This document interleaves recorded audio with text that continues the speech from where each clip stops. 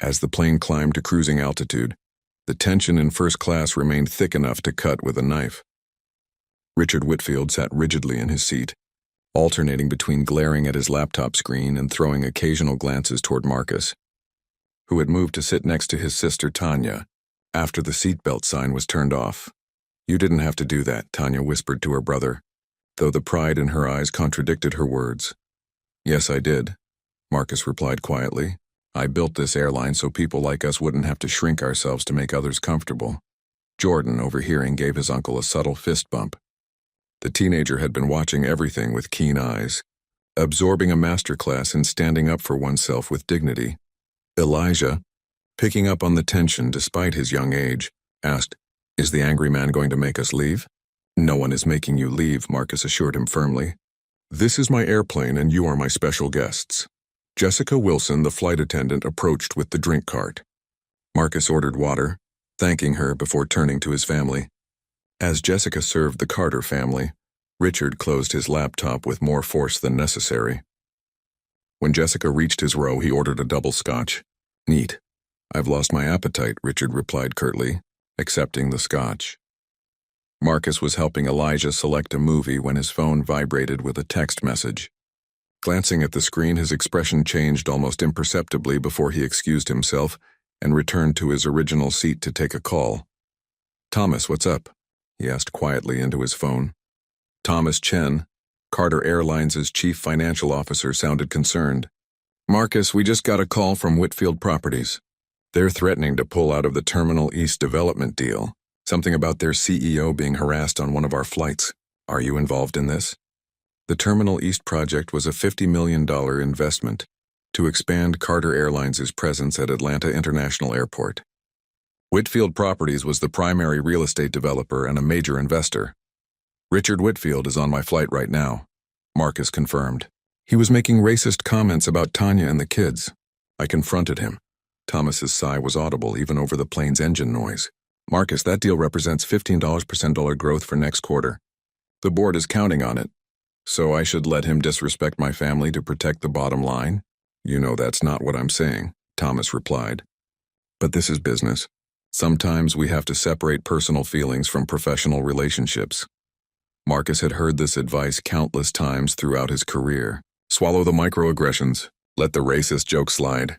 Don't make white people uncomfortable. It was the price of success for a black professional in America. "I'll handle it," Marcus said, finally ending the call. When he looked up, Richard was standing in the aisle beside him, scotch in hand. "We need to talk," Richard said, his voice low but intense. "Now I understand why your name sounded familiar. Your company is partnering with mine on the Terminal East project." Marcus gestured to the empty seat beside him. "Have a seat, Mr. Whitfield." Richard sat down, leaning in close. "Let's cut to the chase. This little misunderstanding could have significant repercussions for both of us. My company is providing $30% of the financing for Terminal East. The board votes on final approval next week." The implications were clear. Richard was leveraging his business connection to force Marcus to back down. All of Marcus's hard work, all the jobs, the expansion, all of it was in jeopardy because he had dared to stand up to racism directed at his own family. "So what exactly are you proposing, Mr. Whitfield?" Marcus asked. Richard took a sip of his scotch. "I'm willing to forget this unfortunate incident. We all have bad days, say things we don't mean. I'll continue supporting the Terminal East deal, and you'll apologize for overreacting and causing a scene on your own aircraft." "That's an interesting proposal," Marcus said carefully, "but I think you misunderstand the situation. I didn't overreact. I defended my family against racist implications." Richard's expression hardened. "I never mentioned race, not once. You're the one who brought race into this." It was the classic deflection. Deny the obvious racial subtext, then accuse the person of color of making everything about race. Marcus had encountered this tactic countless times. "Mr. Whitfield, when you suggested that black children couldn't legitimately be in first class without some special program or upgrade, the racial component was implicit in your assumptions." Richard drained his scotch. "This is exactly why these conversations are impossible nowadays. Everything is racist. Everyone is offended." The first-class cabin of Flight 247 was a microcosm of a much larger battle, the perennial conflict between systemic privilege and the demand for basic respect. For Marcus, the choice wasn't just about 15% growth, it was about the very soul of the company he had built. "No, Mr. Whitfield," Marcus countered, his voice unwavering. "Not everyone is offended. But some people simply refuse to accept that their prejudice has consequences. You're demanding an apology for your own poor behavior. You want me to tell my sister and her children that their dignity is worth less than a business deal." Richard scoffed, his eyes blazing with the arrogance of a man accustomed to getting his way. "It's not about dignity, it's about $50 million and a major airport contract. You're a businessman, Carter. You know what's at stake. You apologize and we both walk away happy. You refuse and I guarantee the Terminal East deal is dead. And my associates on your board will ensure this whole incident reflects poorly on your leadership." The threat was clear, delivered with chilling corporate precision. Marcus had seconds to choose between his principles and the most significant financial expansion in his company's history. Marcus leaned back in his seat, his gaze piercing. "Let me tell you something about Carter Airlines, Mr. Whitfield. I founded this company on the principle of rising together. That means we treat everyone with respect, especially the people who can't fight back. You chose to disrespect my family, to question their legitimacy in a space they paid for, solely because of the color of their skin." He picked up the call button for Richard's seat and pushed it. Jessica appeared instantly. "Yes, Mr. Carter?" "Jessica, please prepare an emergency corporate incident report. I need you to document everything Mr. Whitfield said, from the initial complaints to the use of coded language, and his subsequent attempts to leverage our business partnership against me. I also want you to contact the ground crew in Los Angeles. Mr. Richard Whitfield will not be flying Carter Airlines back to Atlanta." Richard's face went slack. "You can't do that. I have a return ticket. I'm a Platinum Elite member. Your Platinum Elite status is hereby revoked, effective immediately," Marcus stated, cutting him off. "And your return ticket is canceled. Your behavior violates our zero-tolerance policy against passenger harassment and racial discrimination. You have my permission to book a flight on any other airline you choose." Jessica, who had been listening with stunned focus, nodded. "Understood, Mr. Carter." She paused, then added, "Thank you, sir." Richard scrambled to his feet, enraged. "You've just made a massive mistake, Carter. I'll call my lawyers. I'll call the press. I will personally ensure your board fires you and this Terminal East deal collapses." "That's your prerogative," Marcus said, his voice dropping to a dangerous, icy calm. "But know this, if you attack my business, I will respond and I will be thorough. And unlike you, I have the footage, the witnesses, and the principles to back up my fight. Now please return to your seat for the remainder of the flight. We will not have another scene." Richard stood over him, shaking with fury and disbelief. He had expected cowering, an apology, and a backroom deal. He got absolute corporate eviction. As Richard stormed back to his seat, slamming down his scotch glass, Elena Martinez, the civil rights attorney in 3B, gave Marcus a slow, acknowledging nod of respect. The silence in the first-class cabin was heavier than any engine noise. Everyone knew they had just witnessed a powerful executive choose family and principle over tens of millions of dollars. As the flight continued, Marcus knew the real battle was about to begin on the ground. When the flight landed in Los Angeles, Richard Whitfield was met by airport security, not for an arrest, but to ensure his immediate peaceful departure from the Carter Airlines gate area. Marcus, Tanya, and the children proceeded to their connecting gate. As they walked, Marcus's phone exploded with frantic calls from Thomas and board members, all demanding an explanation. "The Terminal East deal is officially dead, Marcus." "Whitfield pulled his financing," Thomas yelled into the phone. "The board is calling an emergency session tomorrow morning." "Good," Marcus replied calmly. "Let them. I'm busy having a vacation with my family." He hung up. As they approached their connecting flight, Elena Martinez caught up with them. "Mr. Carter, I'm Elena Martinez. I couldn't help but overhear the whole exchange. I'm a civil rights attorney specializing in corporate accountability. What you did back there was rare and dangerous. It was necessary," Marcus said simply. "I agree," Elena replied, "and I want to help you fight the fallout. You're about to face a media firestorm and a hostile board. Whitfield will spin this as an erratic CEO risking the company for a personal vendetta." "And what do you propose?" Marcus asked, intrigued by her sharp professionalism. "I propose we preempt him," Elena stated. "We don't just fight the board. We fight the narrative. You didn't lose a deal because you overreacted. You fired a racist investor to protect the integrity of your company. That is leadership. Let's frame this as a principled stand that the public will rally behind. Before they boarded, Marcus and Elena exchanged contact information. The family vacation was officially on hold. The corporate civil war was set to begin. The emergency board meeting the next morning was tense. Marcus addressed his board members remotely from his LA hotel room, dressed in a crisp white shirt, radiating calm authority. "The Terminal East deal is dead," Marcus began, allowing the reality to sink in. "Whitfield pulled his funding because I refused to apologize to him for defending my family against his racist behavior. He demanded I apologize for the sake of the $50 million contract." A powerful older board member, Mr. Harrison, spoke up, his voice dripping with disappointment. "Marcus, while we condemn discrimination, this was an internal matter that could have been handled quietly. You risked $15% of our quarterly growth for a family dispute." "It was not a family dispute, Mr. Harrison," Marcus countered firmly. "It was a fundamental challenge to the mission of Carter Airlines. Our slogan is rising together. That means everyone. If I allow a major investor to dictate who is worthy of respect on our planes based on race, our entire brand, our integrity, and our connection to our community are worthless. I chose integrity over short-term profit." Before the dissenters could fully mobilize, Elena Martinez went live on a major news network. She released the meticulously documented incident report, complete with Jessica Wilson's detailed testimony about Richard's coded language and his subsequent threat to sabotage the Terminal East deal. The narrative shift was immediate and dramatic. The public saw a black CEO who sacrificed personal profit to protect the dignity of his family and company principles. Hashtags like Carterflies, Right and Fire the Racist began trending nationally. When Marcus rejoined the board meeting, his victory was already secured. One by one, the dissenting members fell silent. Mr. Harrison, sensing the direction of the wind, cleared his throat. "Marcus," he stated, "the board commends your principled stand.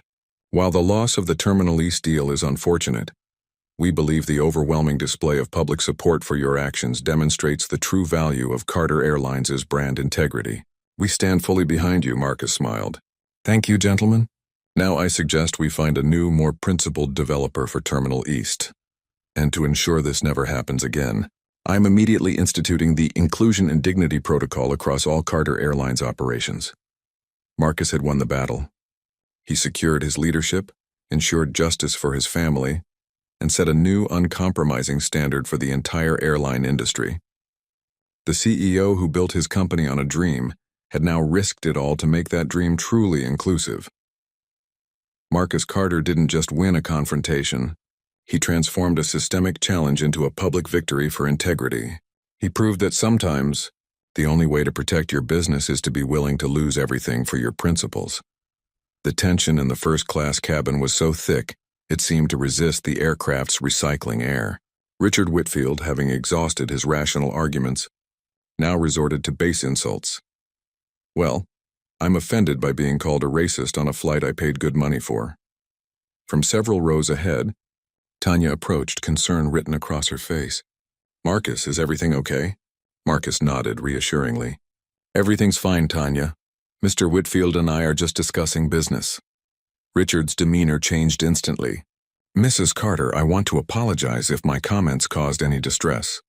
I assure you it wasn't my intention." The conditional apology, "if my comments caused distress," was another familiar tactic, placing the burden on the recipient rather than taking responsibility. Tanya regarded him coolly. "My children have done nothing wrong, Mr. Whitfield. They deserve to be treated with respect regardless of who their uncle is." Of course," Richard agreed hurriedly. "Children will be children. I was perhaps oversensitive to noise." Marcus noticed his sister's hands were trembling slightly, a reminder of the emotional toll these confrontations took. "Why don't you go back to the kids?" Marcus suggested gently. "I'll join you in a minute." After Tanya returned to her seat, Richard leaned in again. "Look, Carter, let's be practical. You've made your point. I've apologized. Now let's move past this before it affects both our companies." Marcus's phone buzzed with another text from Thomas. "Whitfield's VP just called. They're putting the deal on hold pending review." What's happening up there? The pressure was mounting. Mr. Whitfield, Marcus began, I appreciate the importance of our business relationship, but I cannot and will not apologize for defending my family against prejudice. Implicit or otherwise, Richard's face darkened. Then you're choosing personal pride over the welfare of your company? What about your employees, your shareholders? Are you willing to sacrifice their interests for this principle? Marcus thought of Jordan watching this interaction, learning how a black man should respond to racism. What lesson did he want to teach his nephew? I built my company on principles, Mr. Whitfield. Respect and dignity for everyone who flies with us is foundational, not optional. Richard stood abruptly. Then you've made your choice. I'll be instructing my board to withdraw from the Terminal East deal effective immediately. As Richard returned to his seat, Marcus felt the weight of his decision. Had he just sacrificed a $50 million deal over a principle? His phone buzzed again. Carter Airlines stock dips $3% on rumors of development deal collapse. Word was already spreading. The fight was not over. Richard Whitfield was a seasoned corporate combatant who knew how to leverage chaos. He made his next move just 40 minutes into the flight. After several hushed phone conversations, Richard flagged down Jessica Wilson. I need to be moved to a different seat, he demanded. I refuse to sit near these people any longer. Sir, the first-class cabin is fully booked, Jessica calmly replied. Then move me to economy, Richard insisted.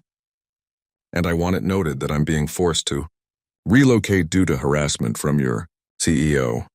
The accusation was a complete inversion of reality, the kind of gaslighting familiar to those who confront racism.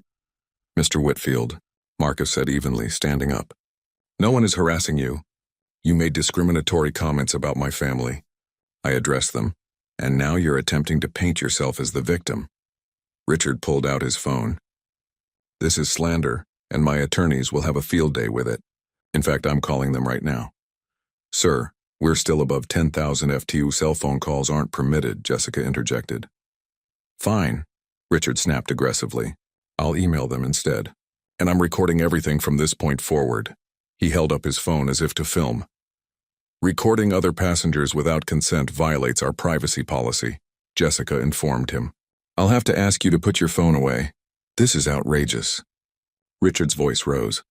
I'm being treated like a criminal when I've done nothing wrong. I'm personal friends with 3 members of the FAA Regulatory Board. The threat was clear. Richard was escalating from business leverage to regulatory blackmail. Marcus made a quick decision. Jessica, please inform the captain that we have a disruptive passenger in first class. Ask if security should meet the aircraft upon arrival in Los Angeles. Richard's eyes widened in disbelief. You're having me removed for what? Complaining about noise? For creating a disturbance, making discriminatory comments, attempting to record passengers without consent, and now threatening regulatory action against the airline, Marcus replied steadily. Jessica excused herself to speak with the captain. Elena Martinez spoke up. Mr. Carter, as a frequent business traveler, I want you to know that your stance makes me more likely to choose your airline in the future, not less. Jessica returned, troubled. Mr. Carter, the captain has requested that you come to the cockpit. In the cramped, quiet space, Captain Laura Reynolds looked concerned. Marcus, we've got a situation.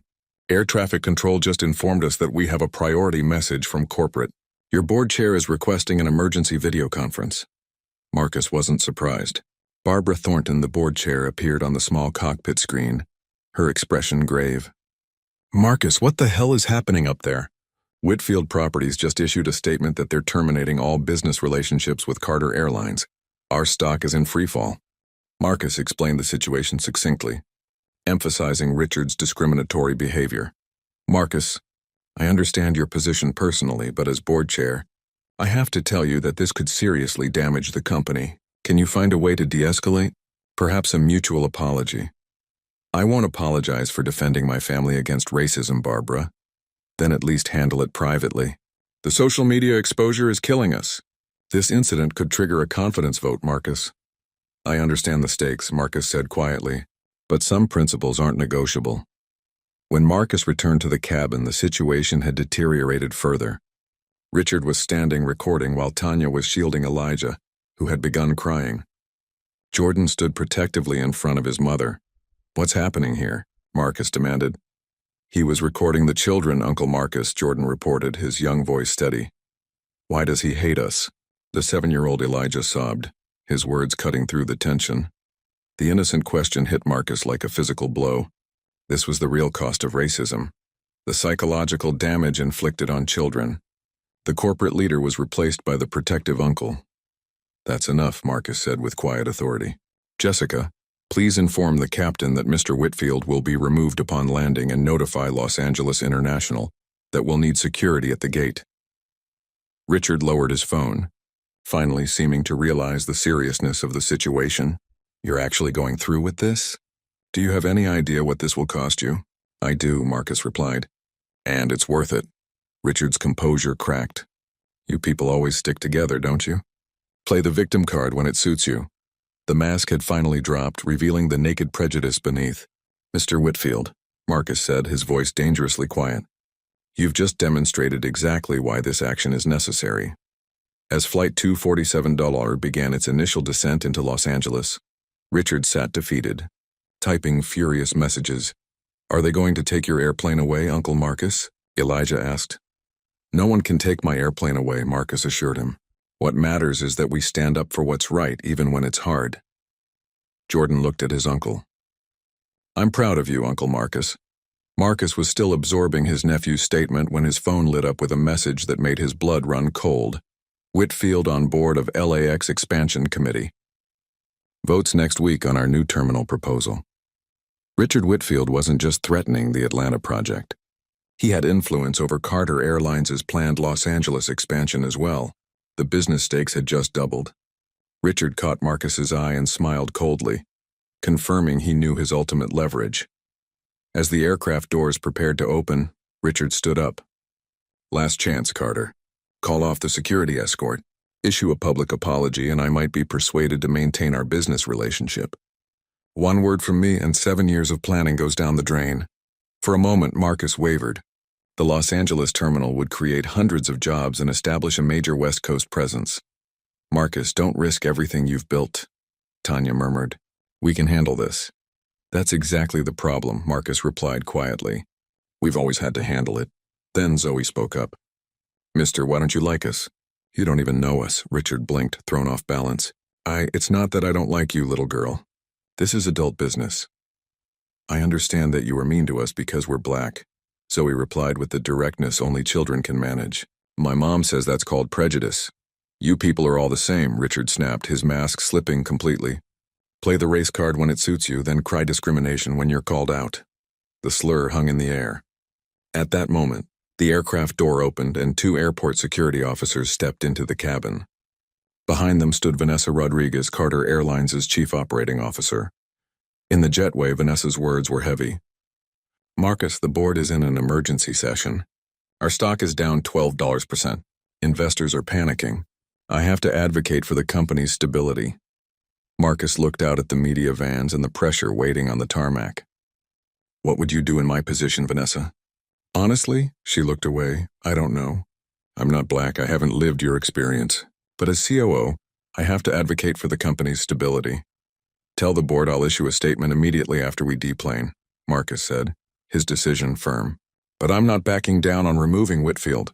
Some lines can't be crossed. When Marcus re-entered the cabin, Richard was being escorted toward the exit, his composure shattered. You've just destroyed your company. I hope it was worth it, he hissed. Marcus watched him go, then turned to the remaining passengers. Ladies and gentlemen, I apologize for the disruption. At Carter Airlines, we believe everyone deserves to be treated with dignity and respect. Sometimes upholding that principle comes at a cost, but it's a cost worth paying.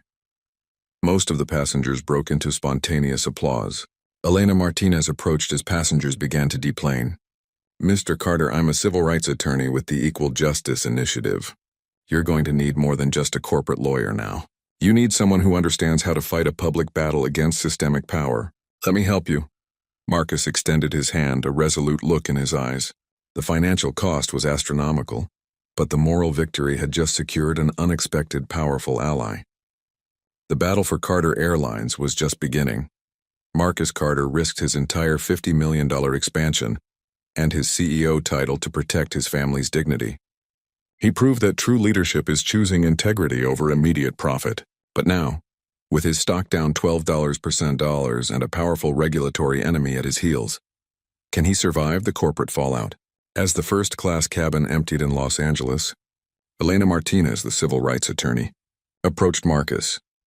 "What happened today was textbook discrimination, and I'd be happy to provide a statement supporting your actions if needed." "Thank you, Ms. Martinez. I may take you up on that offer." Marcus rejoined his family. Zoe looked up at her uncle. "Did you get in trouble because of us, Uncle Marcus?" Marcus knelt. "No, sweetheart. I stood up for what's right. That's never something to regret, even when there are consequences." Outside the aircraft, the media was waiting. Cameras flashed as Marcus emerged with his family. Reporters shouting questions. Barbara Thornton stood at a makeshift podium, preparing for damage control.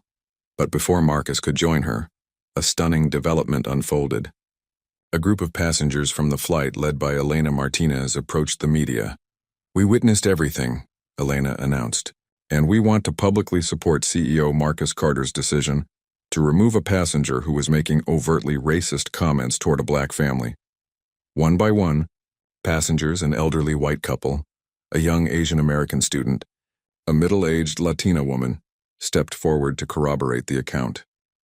A diverse cross-section of travelers united in their condemnation of Richard's behavior and support for Marcus's response. As they spoke, Marcus watched his phone. Social media was exploding, not with criticism but with support. Hashtags like "You Stand With Carter" and "Fly With Dignity" were trending. Customer testimonials poured in, and most surprisingly, investors were doubling down. One venture capital firm offered to replace Richard Whitfield's investment in the Terminal East project. Barbara approached, her expression a mixture of amazement and relief. "The board vote just came in.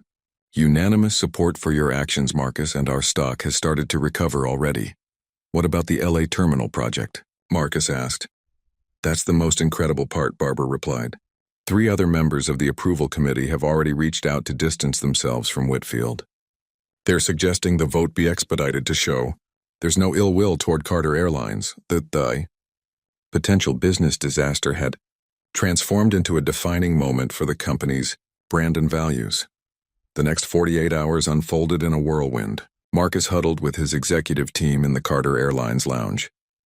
"The video has over $7 million views already," reported Melissa Wong, the social media director. "Comments are running roughly $80% supportive of our position." Vanessa pulled up an analytics dashboard. Bookings initially dropped, but they've rebounded and are now running $15% above normal. "People are booking flights because of this?" Marcus raised an eyebrow. "It appears so," Vanessa confirmed. "The hashtag is driving significant traffic. Many customers are explicitly stating they're choosing us because of your stand against racism. The data proved that standing for something meaningful was also good business." However, the consequences weren't over. Thomas Chen, the CFO, looked troubled. "Whitfield Properties has officially terminated our contract for Terminal East, and they're demanding the return of their initial investment with interest." "There's a third option," Barbara interjected. "Blackstone Group and 2 minority-owned investment firms have already submitted term sheets. They're offering better terms than Whitfield." Meanwhile, Richard Whitfield's face filled the lounge television screen for his press conference. "This is a clear case of reverse discrimination," he claimed, standing before a conspicuously diverse group of employees used as human shields. "I've filed a formal complaint with the FAA and initiated a $50 million lawsuit for defamation and emotional distress." "He's bluffing," said Michael Rivera, the chief counsel. "His case is weak, but he knows litigation is expensive. It's a pressure tactic." "We don't settle," Marcus declared. "Not on this. We fight it all the way, whatever it costs."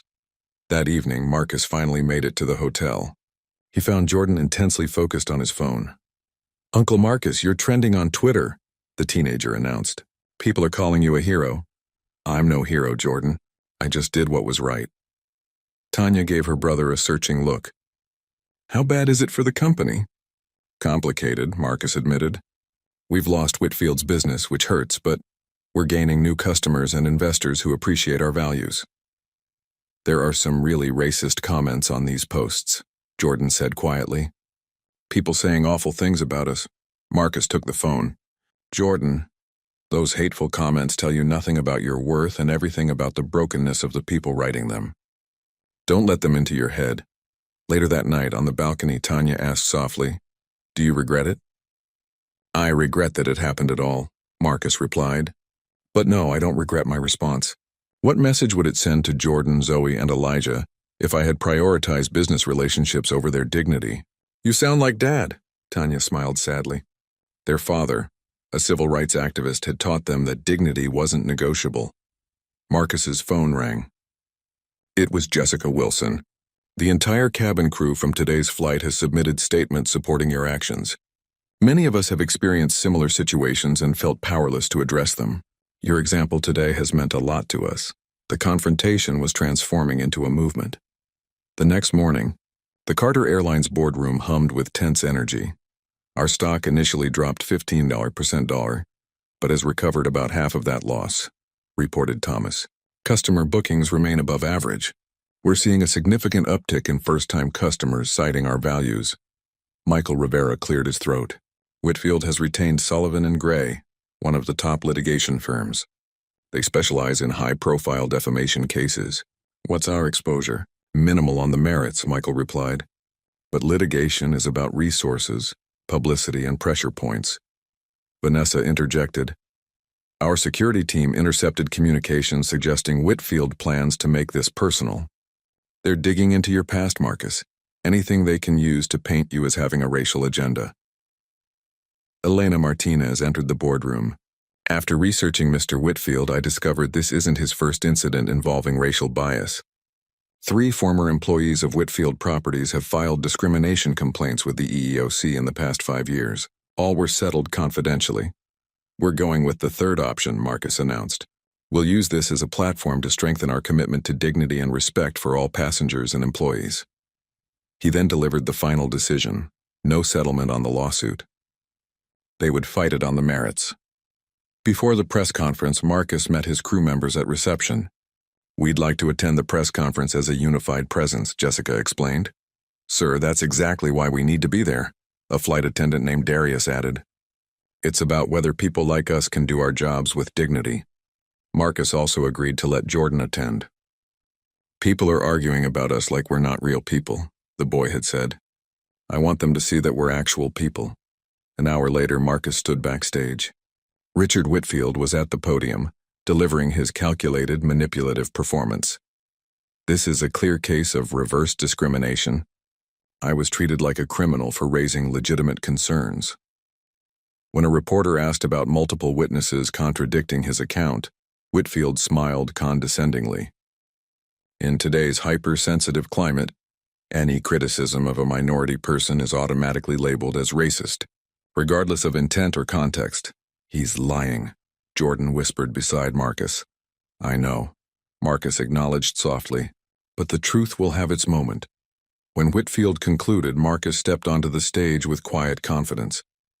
Tanya and Jordan stood slightly behind him, a visual reminder of the family. The flight crew lined up at the back. "Good morning," Marcus began. "My name is Marcus Carter. I'm the founder and CEO of Carter Airlines. But today I'm also speaking as an uncle whose family was subjected to discriminatory treatment while flying on my own airline." Marcus looked directly into the cameras. Mr. Whitfield's account is a lie. He did not simply complain about noise. He used coded language to question the very right of my sister and her children to occupy a seat they had legitimately purchased. He then attempted to use his corporate power to coerce an apology from me, and when that failed, he threatened to destroy my company's growth plans. He paused, then gestured to his crew and his family. "This is not about an isolated incident. This is about a systemic belief held by too many people in positions of power, that black people do not belong in spaces of privilege or luxury unless granted permission. My family did not need permission. They paid their ticket just like Mr. Whitfield. And on Carter Airlines, dignity is not an upgrade. It is standard." Marcus continued, elevating the conversation. "We are not going to be intimidated by a $50 million lawsuit. We will fight it and we will win, because our evidence is the truth, and our values are the foundation of our business."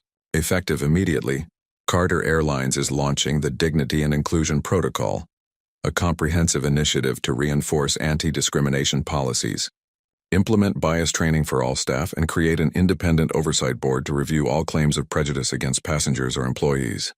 He turned to his nephew. I brought my nephew Jordan here today because he deserves to see that when you are wronged, you stand up. You do not shrink. You do not apologize for your existence. And to every customer who has shown us support, thank you. You have proven that a company can choose principle over profit, and the public will reward that courage. Marcus Carter didn't just survive the crisis. He leveraged the confrontation into a movement for change. Richard Whitfield's attempt to use his power to enforce prejudice backfired spectacularly. The lawsuit dragged on, but with Elena Martinez and a diverse coalition of witnesses, Marcus fought every motion. Ultimately, the suit was dismissed with prejudice, the judge citing an overwhelming lack of evidence on Whitfield's part and a clear pattern of harassment. Carter Airlines, meanwhile, flourished. The Dignity and Inclusion Protocol became an industry standard, and the Terminal East project, funded by investors who championed Marcus's values, broke ground 6 months later. Marcus Carter looked directly into the cameras. The weight of the moment settled firmly on his shoulders, yet his voice was clear and unshakable. Mr. Whitfield's account is a lie, he began. He did not simply complain about noise. He used coded language to question the very right of my sister and her children to occupy a seat they had legitimately purchased. He then attempted to use his corporate power to coerce an apology from me, and when that failed, he threatened to destroy my company's growth plans. Marcus paused, the silence hanging heavy. This is not about an isolated incident. This is about a systemic belief held by too many people in positions of power, that black people do not belong in spaces of privilege or luxury unless granted permission. My family did not need permission. They paid their ticket just like Mr. Whitfield.